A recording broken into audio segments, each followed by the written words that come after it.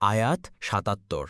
إن الذين يشترون بعهد الله وأيمانهم ثمنا قليلا أولئك لا خلاق لهم في الآخرة ولا يكلمهم الله ولا ينظر إليهم يوم القيامة ولا يزكيهم ولهم عذاب أليم।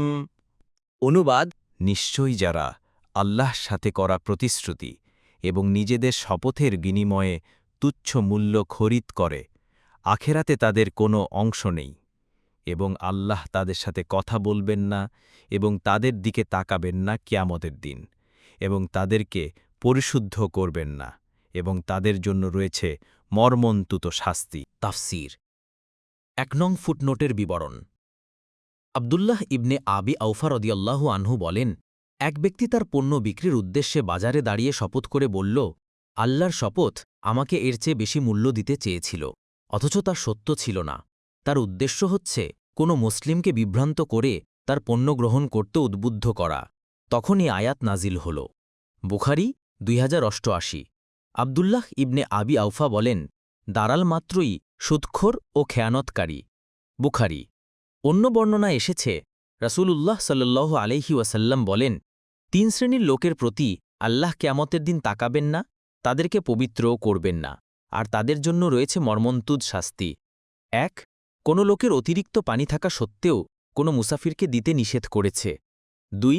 কোনো লোক রাষ্ট্রপ্রধানের হাতে কেবলমাত্র দুনিয়া লাভের জন্যই অঙ্গীকার করেছে, ফলে তাকে দুনিয়ার কোনো সম্পদ দেয়া হলে সে সন্তুষ্ট থাকে, না দেয়া হলে অসন্তুষ্টি প্রকাশ করে। ৩.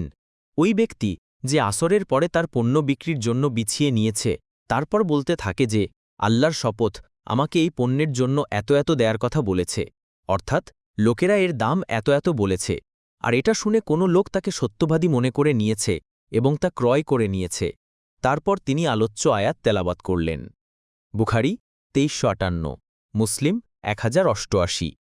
অন্য বর্ণনে এসেছে, আব্দুল্লাহ ইবনু মাসউদ রাদিয়াল্লাহু আনহু বলেন, রাসূলুল্লাহ সাল্লাল্লাহু আলাইহি ওয়াসাল্লাম বলেছেন, কেউ যদি জেনে বুঝে কোনো মুসলিমের সম্পদ কুক্ষিগত করার মানসে মিথ্যা শপথ করে, সে আল্লাহর সাথে ক্রোধান্বিত অবস্থায় সাক্ষাৎ করবে।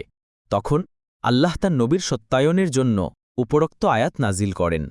বুখারী ৪৫৪৯, ৪৫৫০, মুসলিম ১৩৩৮। ২ নং ফুটনোটের বিবরণ। আলাপ আলোচনার মাধ্যমে দুপক্ষের মধ্যে যা সাব্যস্ত হয় এবং যা পূর্ণ করা উভয়ের জন্য জরুরি, এমন বিষয়কে অঙ্গীকার বলা হয়। ওয়াদা শুধু এক পক্ষ থেকে হয়, অতএব অঙ্গীকার ব্যাপক এবং ওয়াদা সীমিত। কোরআন ও সুন্নায়ে অঙ্গীকার পূর্ণ করার প্রতি অত্যন্ত গুরুত্ব আরোপ করা হয়েছে। উপরলিখিত আয়াতে অঙ্গীকার ভঙ্গকারীর বিরুদ্ধে ৫টি সতর্কবাণী উচ্চারিত হয়েছে। ১. জান্নাতের নিয়ামতসমূহে তার কোনো অংশ নেই। ২. আল্লাহ তাআলা তার সাথে অনুকম্পাসূচক কথা বলবেন না। ৩. কিয়ামতের দিন আল্লাহ তাআলা তাকে রহমতের দৃষ্টিতে দেখবেন না। ৪. আল্লাহ তাআলা তার পাপ মার্জনা করবেন না, কেননা অঙ্গীকার ভঙ্গের কারণে বান্দার হক নষ্ট হয়েছে। বান্দার হক নষ্ট করলে আল্লাহ মার্জনা করেন না। ৫. তাকে যন্ত্রণাদায়ক শাস্তি দেয়া হবে।